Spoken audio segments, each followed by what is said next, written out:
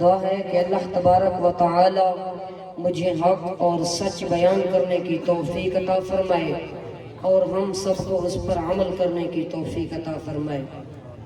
حضرت محترم، جیسا کہ آپ سب کو معلوم ہے کہ ماہ صیام کا مقدس مہینہ ہے، اور یہ جو رات ہے اس ہی رات کے اندر اللہ تبارک و تعالی نے قرآن پاک کو مکمل کر کے مدینے والے مصطفیٰ کے سینے پر نازل کیا۔ اسی حوالے سے شاعر کہتا ہے، توڑی جے امت وفا نہ کیتا، قرآن لب تو جدا نہ کیتا۔ توڑی جے امت وفا نہ کیتا، قرآن لب تو جدا نہ کیتا۔ حسین اوہے ظفر نمازی، جہگری سجدہ قضا نہ کیتا۔ ارے میرے بھائی، حضرت امام علی مقام نے ہمیں یہ درس دیا۔ امام علی مقام نے اس ہی قرآن کی خاطر، محمد مصطفیٰ کے دین کی خاطر اپنا پورا کنبہ شہید کرا دیا، صرف قرآن کو بچانے کی خاطر۔ اور آج وہی قرآن، ایک قاری قرآن مصلی کے اوپر کھڑے ہو کر سنا رہے ہوتے ہیں اور پیچھے عوام سن رہی ہوتی ہے، اور ہمارے اساتذہ کرام علامہ مولانا استاد المحترم علامہ مولانا قاری اشفاق احمد فیضی صاحب نے بھی قرآن پاک سنایا ہے۔ پھر سے وہی اشعار پڑھنے کو دل چاہتا ہے، ذرا مل کے پڑھیں۔ تونی جے امت وفا نہ کیتا، قرآن لب تو جدا نہ کیتا۔ حسین اوہے ظفر نمازی، جہگری سجدہ قضا نہ کیتا۔ تو حضرات محترم، اسی بات سے ہم سب کو سبق ملتا ہے کہ امام علی مقام نے اپنا پورا کنبہ شہید کرایا محمد مصطفیٰ کے دین کے لیے اور قرآن کے لیے۔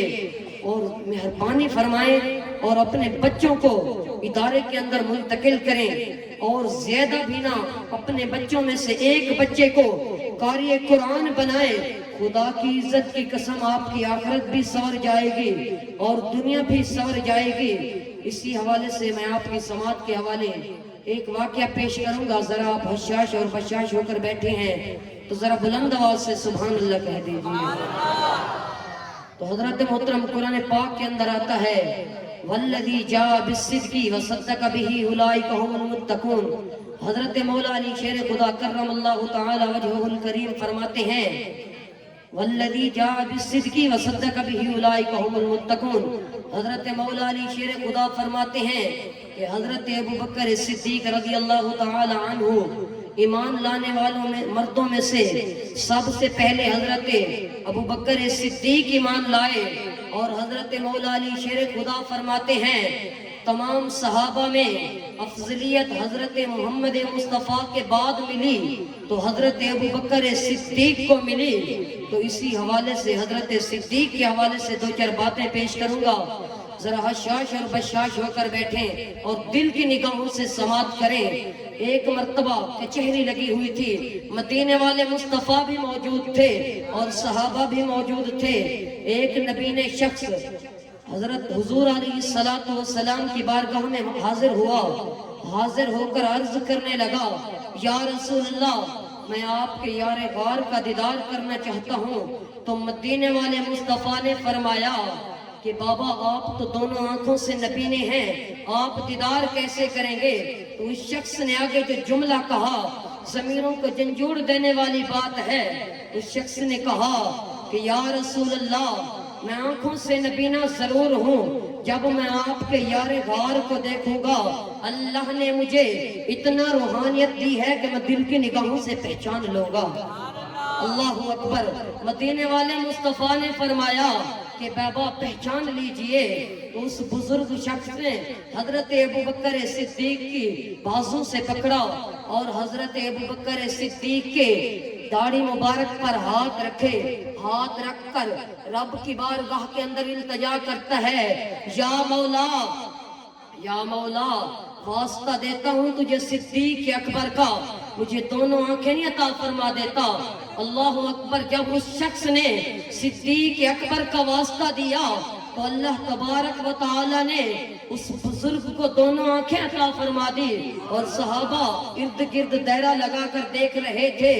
ارے میں نے کہا اگر ایک شخص صدیق اکبر کا واسطہ دے رب دونوں آنکھیں عطا فرما دیتا ہے، اور وہ بھی مدینے والے مصطفیٰ کا غلام۔ صدیق اکبر کو یہ شان ملی قرآن سے محبت کرنے سے ملی، صدیق اکبر کو یہ شان ملی مدینے والے مصطفیٰ سے محبت کرنے سے ملی، مدینے والے مصطفیٰ کی محبت کا ثبوت دیتے ہوئے صدیق اکبر کو یہ شان ملی۔ اگر صدیق اکبر کا واسطہ دیں تو رب آنکھیں عطا فرما دیتا ہے۔ ارے میں نے کہا اگر وہ بھی 27 رمضان المبارک کی رات بیٹھے بھی مدینے والے مصطفیٰ کے غلام ہوں، نبی بھی خواہش کرتے گئے کہ یا مولا نبی نہ بناتا بلکہ اس نبی کی امت میں بناتا۔ اللہ اکبر، وہ بھی مدینے والے مصطفیٰ کے غلام، 27 رمضان المبارک کی رات ہو، ادھر صدیق اکبر کا واسطہ دے کر آنکھیں مانگیں، اللہ آنکھیں عطا فرما دیتا ہے۔ ارے میں نے کہا دل کی نگاہوں سے، دل سے رب سے جو بھی مانگ، اور وہ بھی قرآن سے محبت کرنے والا، رب سے جو بھی مانگ اس رات کے اندر رب آپ کو وہی عطا فرما دے گا۔ شاعر کہتا ہے اسانجے گناہاں دا جدو اعمال نامہ پھرول ہو سی، ذرے ذرے نے سامنے آ جانا ہے، جڑا منہ تھی بولیا بول ہو سی، اوے لاکھ عمل ترکڑی تول ہو سی، اوے اوندے کول رب نے کی حساب لینے جڑا بیٹھا ہی محمد دے کول ہو سی۔ حضرات محترم، دعا کرتا ہوں کہ اللہ تبارک و تعالی ہم سب کو اپنے ہاں سربت سجود ہونے کی توفیق عطا فرمائے، اور ہم سب کو اللہ تبارک و تعالی قرآن پاک سے محبت کرنے کی توفیق اور قوت عطا فرمائے۔ آمین وما علیہ